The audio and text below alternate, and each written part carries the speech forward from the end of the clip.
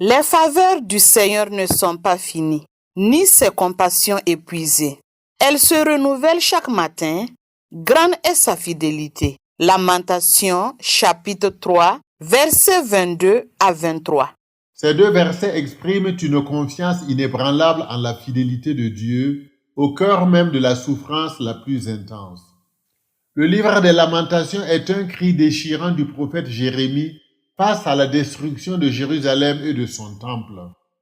Le chapitre 3 d'où sont tirés ces versets occupe une place centrale dans l'œuvre. Après avoir exposé toute l'étendue de sa souffrance, le prophète se tourne vers Dieu et trouve en lui un refuge.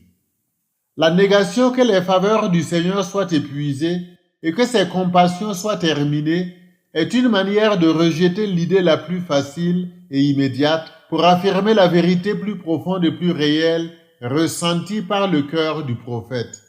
Malgré les apparences, les faveurs du Seigneur ne sont pas finies, car son alliance avec son peuple demeure intacte.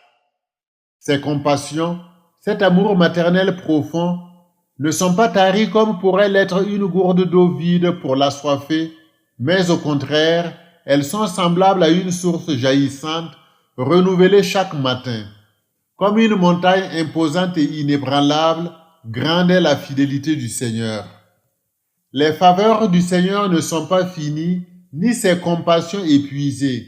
Elles se renouvellent chaque matin, grande est sa fidélité. Lamentations 3, 22 à 23.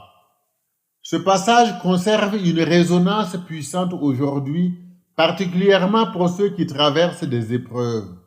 Il ouvre une perspective où, même dans les moments de désespoir profond, la fidélité de Dieu demeure une inépuisable source d'espérance. Le renouvellement quotidien de ses compassions témoigne de la possibilité d'un nouveau départ, nourri par une espérance sans cesse ravivée. Le chrétien est ainsi appelé à ne jamais céder au découragement, quelle que soit la difficulté rencontrée.